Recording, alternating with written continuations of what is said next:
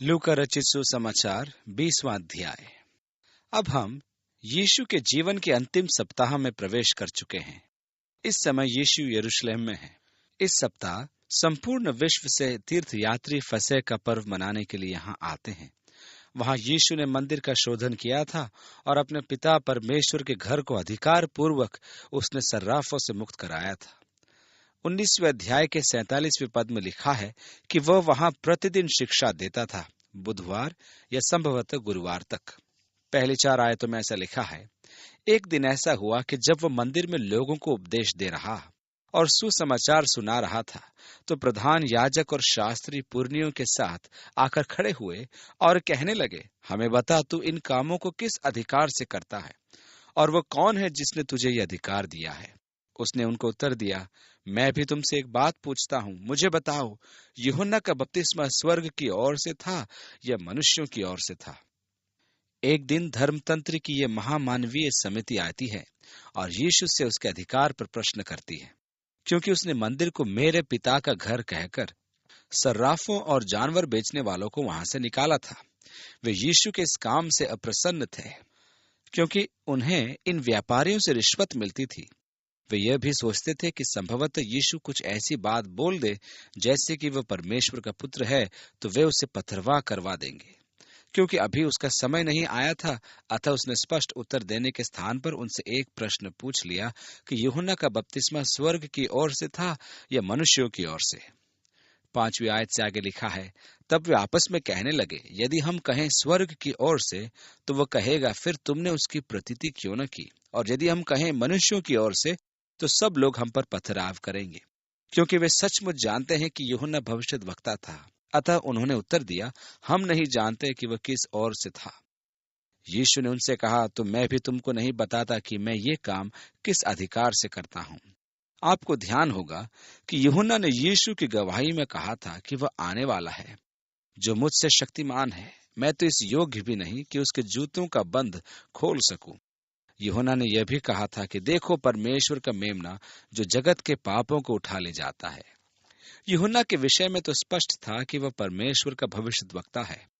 यदि वे ये कह देते यूहन्ना का अधिकार मानवीय था, तो जनता उन पर भड़क उठती, और यदि वे कहते स्वर्ग से, तो यीशु कहता, मुझसे क्यों पूछते हो? यूहन्ना का कहा मानो कि मैं परमेश्वर का पुत्र होने के कारण अधिकार रखता हूँ। मुझे तो बड़ा विचित्र लगता है कि यह अधिकार का विषय आज भी जीवंत है। मनुष्य ने अधिकारों को पहचानने के लिए अपना अपना वर्ग स्थापित कर रखा है, जिसमें मनुष्य ही मनुष्यों को अधिकार दान करता है। मनुष्य मनुष्यों का अभिषेक करता है, और मेरे विचारों में तो परमेश्वर ने कभी उनका अभिषेक ही नहीं किया होगा। यहाँ अभिषेक का आधार है निर्धारित पाठ्यक्रम की पूर्ति करना, चाहे उन पर परमेश्वर का हाथ कदापि रहा हो या न रहा हो।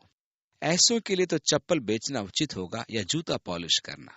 हमने एक सिद्धांत बना रखा है, हमारी अभिषेक समिति अभिषेक के प्रत्याशी के जीवन पर ध्यान रखती है कि उस पर परमेश्वर का हाथ है या नहीं, अन्यथा उनका अभिषेक रोक दिया जाता है। हमारा विश्वास यह है कि परमेश्वर अपने काम के लिए मनुष्य का अभिषेक करता है, हम केवल उसका समर्थन करते हैं। अतः हम किसी का अभिषेक नहीं करते, हम केवल उनको पहचाना करते हैं जिनका अभिषेक परमेश्वर ने पहले से किया है। ये बड़ी विचित्र सी बात है कि ऐसे व्यक्ति जिनका अभिषेक परमेश्वर ने किया है और वह उनके जीवन में प्रकट है, चुनौती के पात्र बनते हैं। थियोलॉजी के विद्वान कब चाहते हैं कि एक युवक प्रचार करे और 5000 से अधिक सदस्यों की कलीसिया तैयार कर ले, जबकि इन विद्वानों को 400-500 की कलीसिया संभालना भी कठिन होता है। कुछ ऐसे भी कलीसियाई वर्ग हैं जिनका मानना है कि परमेश्वर ने केवल उन्हें ही अधिकार दिया है और वे ही किसी को अधिकार संपन्न कर सकते हैं। यदि किसी अन्य व्यक्ति का प्रचार क्षेत्र में उदय होता है, तो वे प्रश्न करते हैं, किस अधिकार से वह कैसे कर सकते हैं? अब यीशु एक दृष्टांत सुनाता है जिसका एक अर्थ फरीसियों से संबंधित था। तब वह लोगों से दृष्टांत कहने लगा, किसी मनुष्य ने दाख की बारी लगाई और किसानों को उसका ठेका दे दिया और बहुत दिनों के लिए परदेश चला गया। जब समय आया तो उसने किसानों के पास एक दास को भेजा कि वे दाख की बारी के कुछ फलों का भाग उसे दे, पर किसानों ने उसे पीटकर छूछे हाथ लौटा दिया। फिर उसने एक और दास को भेजा और उन्होंने उसे भी पीटकर और उसका अपमान करके छूछे हाथ लौटा दिया। फिर उसने तीसरा भेजा और उन्होंने उसे भी घायल करके निकाल दिया। तब दाख की बारी के स्वामी ने कहा, मैं क्या करूं? मैं अपने प्रिय पुत्र को भेजूंगा, संभव है वे उसका आदर करें। जब किसानों ने देखा तो आपस में विचार करने लगे, ये तो वारिस है, आओ हम इसे मार डालें कि मिरास हमारी हो जाए। और उन्होंने उसे दाख की बारी से बाहर निकालकर मार डाला। इसलिए दाख की बारी का स्वामी उनके साथ क्या करेगा? वो आकर उन किसानों को नष्ट करेगा और दाख की बारी दूसरों को सौंपेगा। ये सुनकर उन्होंने कहा, परमेश्वर करे ऐसा न हो। उसने उनकी ओर देखकर कहा, फिर यह क्या लिखा है? जिस पत्थर को राजमिस्त्रियों ने निकम्मा ठहराया था, वही कोने का सिरा हो गया। जो कोई उस पत्थर पर गिरेगा वह चकनाचूर हो जाएगा, और जिस पर वह गिरेगा उसको पीस डालेगा। यशाया के 5वें अध्याय में परमेश्वर ने यशाया के मुख से दाख की बारी का दृष्टांत कहलवाया था। यह दाख की बारी इज़राइल राष्ट्र है। परमेश्वर की इच्छा थी कि यह दाख की बारी अर्थात इज़राइल अच्छे फल लाए, परंतु उसे जंगली फल प्राप्त हुए, अतः उसने उसे उजाड़ दिया। जब यीशु ने दाख की बारी का दृष्टांत कहना आरंभ किया, तब वे समझ गए थे कि यीशु इज़राइल के विषय में कह रहा है। भविष्यद्वक्ता वे दास थे जिन्हें दाख की बारी के स्वामी ने अर्थात परमेश्वर ने इज़राइल राष्ट्र के मध्य भेजा, परंतु उन्होंने उनका परित्याग किया, उनको पथरवाह किया, उनको घात किया और यशाया को तो आरी से 2 टुकड़ों में कटवा दिया। अब परमेश्वर ने अपने इकलौते पुत्र को भेजा कि वे उसका कहा मानेंगे और उसका आदर करेंगे, परंतु उन्होंने उसे तो जान ही से मार दिया। यीशु उनके हाथों अपनी मृत्यु के विषय में कह रहा था। पुत्र के मारे जाने के कारण परमेश्वर किसानों का नाश करेगा, और हुआ भी यही। रोम के सम्राट ने इज़राइल का सर्वनाश किया था, और जोसेफुस के अनुसार उस समय 11 लाख यहूदी मारे गए थे, और करीब 1 लाख यहूदियों को बंदी बनाकर गुलामी में रोम ले जाया गया। वे जान गए थे कि यीशु उनके विनाश की भविष्यवाणी कर रहा है, अतः उन्होंने कहा, परमेश्वर ऐसा न करे। तब यीशु ने भजन 118 का संदर्भ देते हुए उनसे कहा, जिस पत्थर को राजमिस्त्रियों ने निकम्मा ठहराया था, वही कोने का सिरा हो गया। इसका स्पष्टीकरण पतरस ने प्रेरितों के काम की पुस्तक के 4 अध्याय में दिया है।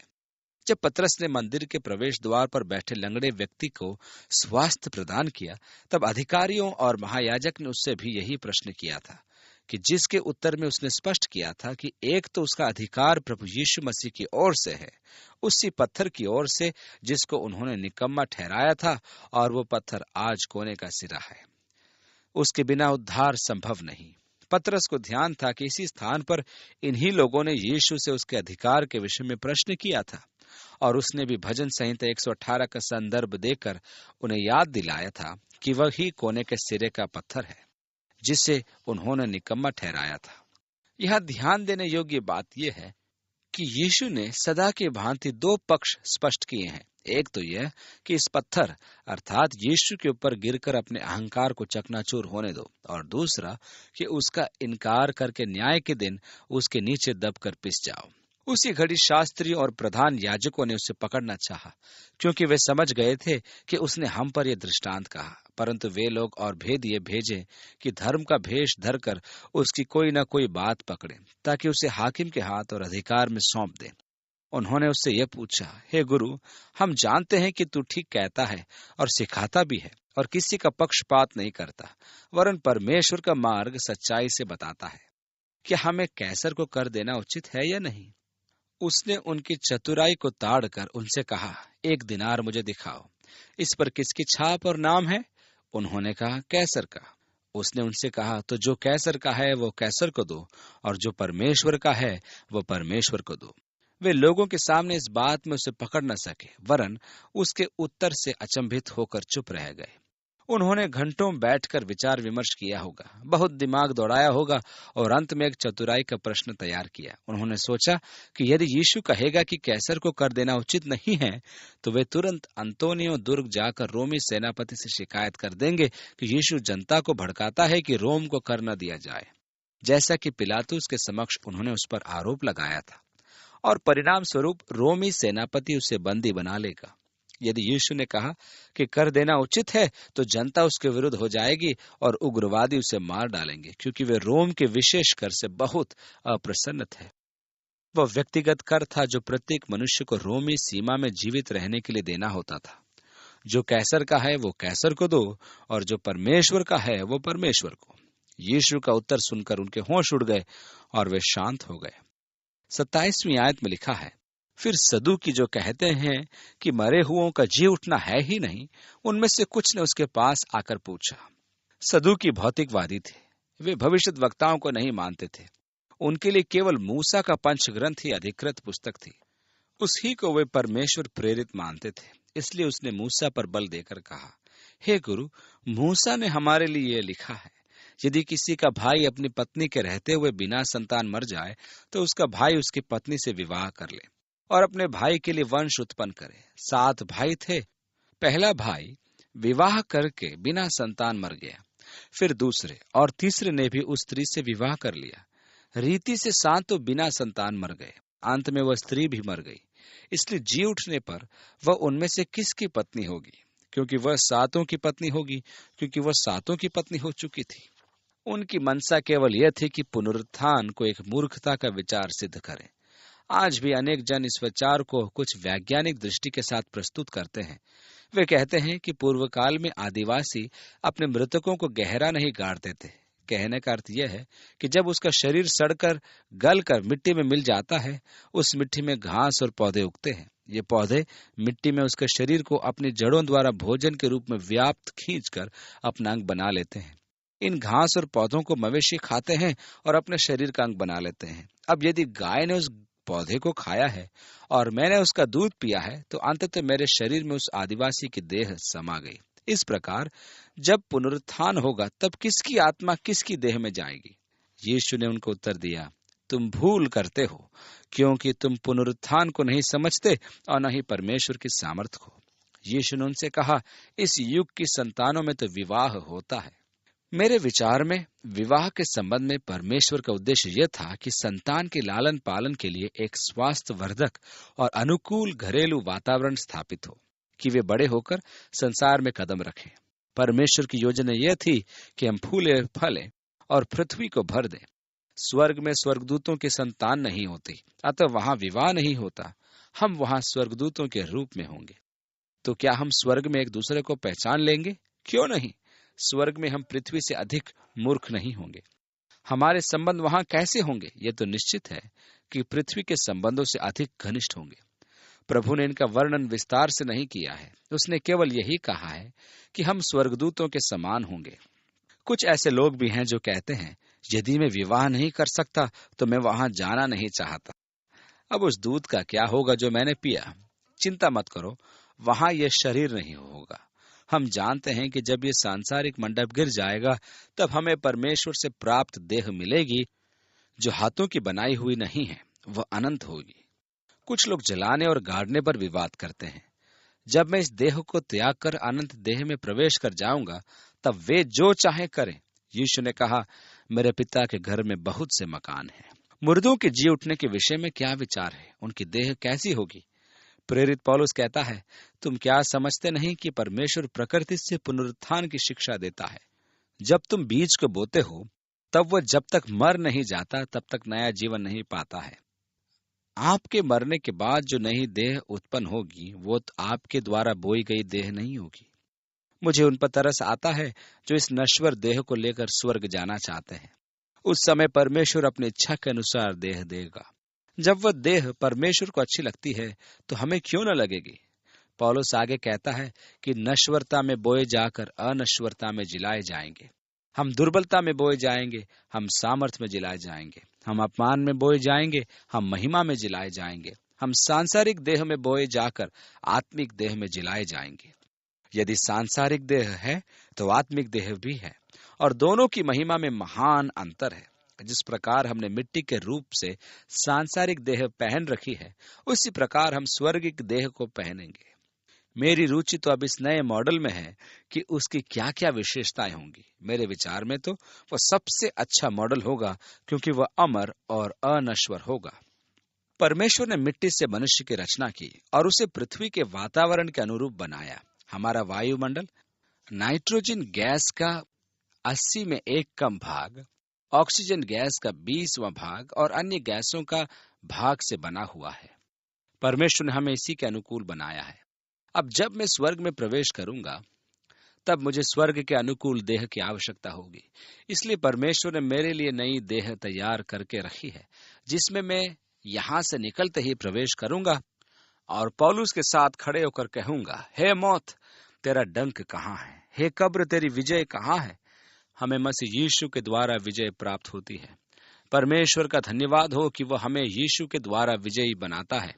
उन्हें यह ज्ञान प्राप्त नहीं था, अतः यीशु ने कहा, इस युग की संतानों में तो विवाह होता है, पर जो लोग इस योग्य ठहरेंगे कि उस युग को और मरे हुओं में से जी उठने को प्राप्त करें, वे न विवाह करेंगे और न विवाह में दिए जाएंगे।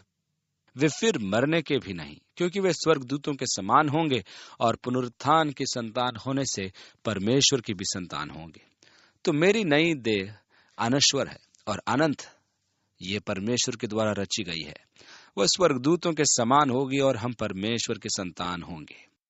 पुनरुत्थान को तो मूसा ने भी प्रकट किया था। सदूकी तो मूसा रचित पंच ग्रंथ को ही प्रामाणिक धर्मशास्त्र मानते थे, अतः यीशु ने उन्हें मूसा के वचनों को सुना दिया। परंतु इस बात को कि मरे हुए जी उठते हैं, मूसा ने भी झाड़ी की कथा में प्रकट की है कि वह प्रभु को अब्राहम का परमेश्वर और इसहाक का परमेश्वर और याकूब का परमेश्वर कहता है। परमेश्वर तो मुर्दों का नहीं, परंतु जीवितों का परमेश्वर है, क्योंकि उसके निकट सब जीवित हैं। जब मूसा झाड़ी के पास खड़ा था, तब याकूब को इस पृथ्वी से कूच किए हुए 400 वर्ष से अधिक हो गए थे। परमेश्वर जीवितों का परमेश्वर है, अर्थात इब्राहिम, इसहाक और याकूब मूसा के समय जीवित थे, परंतु सांसारिक देह में नहीं। इसका अर्थ यह हुआ कि वे मरकर भी जी उठे थे। तब यह सुनकर शास्त्रियों में से कुछ ने यह कहा, हे गुरु, तूने अच्छा कहा, और उन्हें फिर उससे कुछ और पूछने का हियाव न हुआ। शास्त्री जो इस विषय पर वाद विवाद में उनसे जीत नहीं पाए थे, यीशु का उत्तर सुनकर अत्यधिक प्रसन्न हुए। गुरु, बहुत अच्छा, तूने उन्हें मुंह तोड़ जवाब दिया।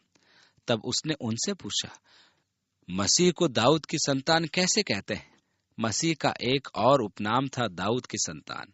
स्मरण कीजिए, यीशु के यरीहो प्रस्थान पर एक अंधा व्यक्ति पुकार कर कह रहा था, यीशु, दाऊद की संतान, मुझ पर दया कर। वे दाऊद के किसी वंशज की प्रतीक्षा में थे कि उसका उदय होगा और वह रोमी राज्य के तख्ता पलटकर दाऊद के सिंहासन पर बैठेगा और राज्य करेगा। 41 में आगे लिखा है, फिर उसने उनसे पूछा, मसीह को दाऊद की संतान कैसे कहते हैं? दाऊद आप भजन संहिता की पुस्तक में कहता है, प्रभु ने मेरे प्रभु से कहा, मेरे दाहिने बैठ, जब तक कि मैं तेरे बैरियों को तेरे पांवों के तले न कर दूं। दाऊद तो उसे प्रभु कहता है, तो फिर वह उसकी संतान कैसे ठहरा? भजन संहिता 110 में दाऊद ने मसीह को अपना प्रभु कहा था। इन लोगों की संस्कृति में परिवार पर पिता का राज होता था। पिता कितना भी वृद्ध हो, परिवार में राज उसी का चलता था।